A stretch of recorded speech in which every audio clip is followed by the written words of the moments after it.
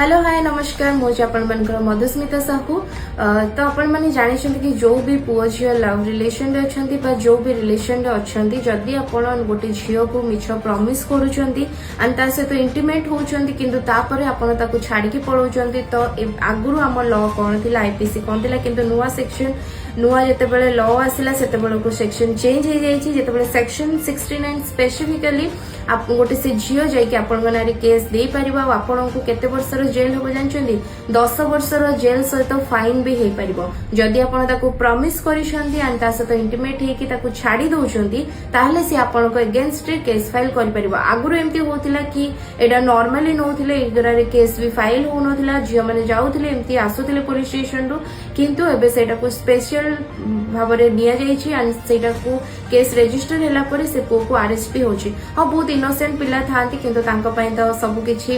Investigation पर जना पड़िबो किंतु एमती लीगल वीडियोस जानिबा पय मो चैनल को लाइक करन एंड फॉलो करन।